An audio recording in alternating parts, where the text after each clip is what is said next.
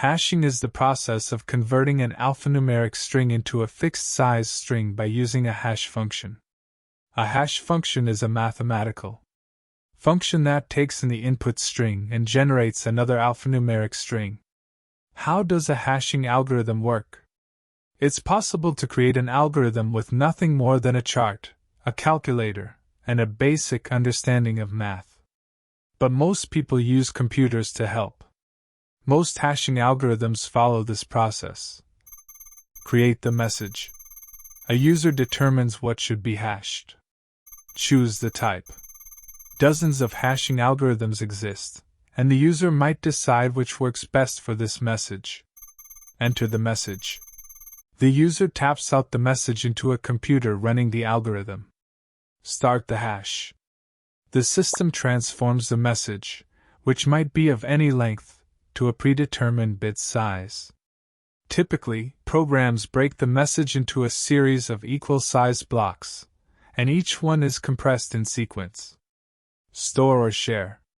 The user sends the hash, also called the message digest, to the intended recipient, or the hash data is saved in that form. The process is complicated, but it works very quickly. In seconds, the hash is complete. What are hashing algorithms used for?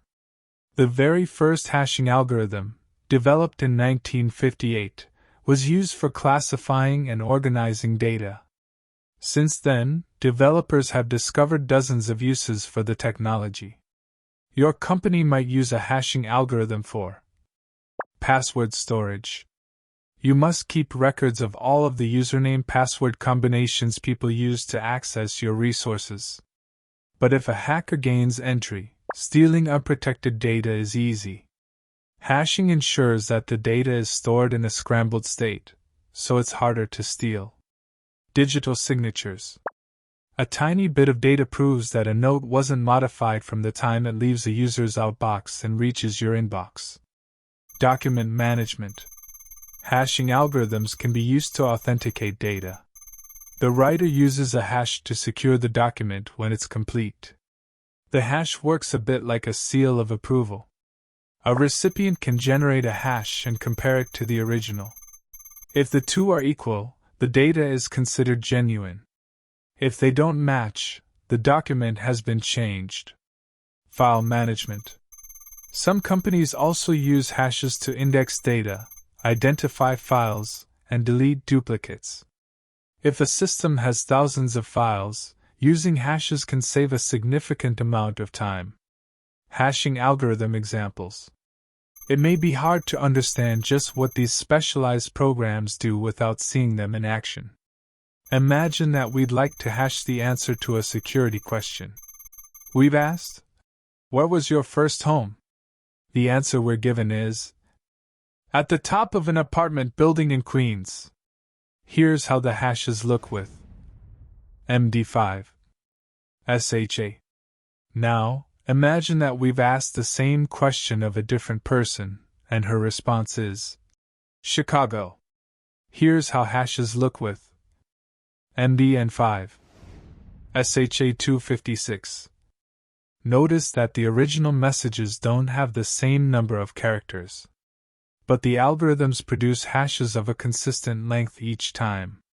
And notice that the hashes are completely garbled. It's nearly impossible to understand what they say and how they work. Popular hashing algorithms explained. Many different types of programs can transform text into a hash, and they all work slightly differently. Common hashing algorithms include: most organizations do not store passwords in the clear or what is known as plain text.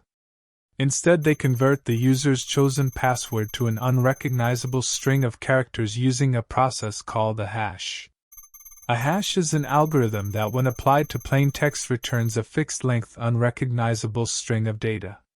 The idea is that a hash version of the password can be safely stored in the database, protected should the database ever be compromised. MD5.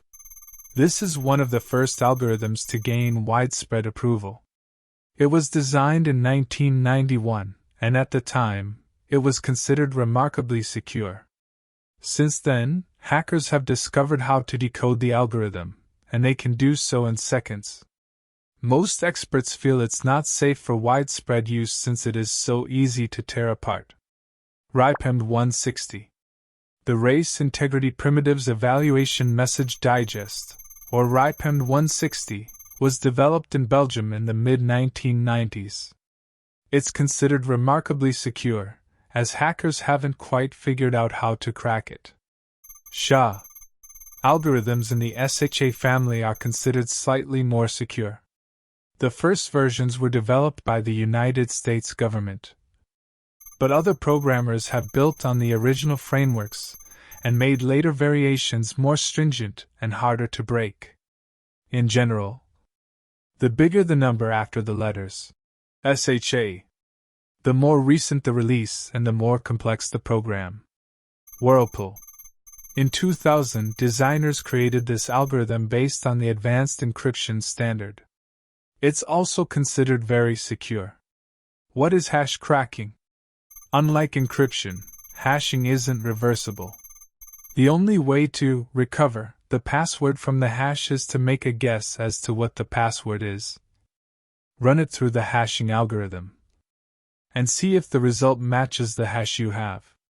As you'd expect with such a prolific and time-consuming challenge, the tooling available to attackers is very mature. John the Ripper and Hashcat collectively support a huge number of hash types with all sorts of fancy features and exceptional performance optimizations. At the end of the day, though, the biggest challenge isn't the software, it's the hardware.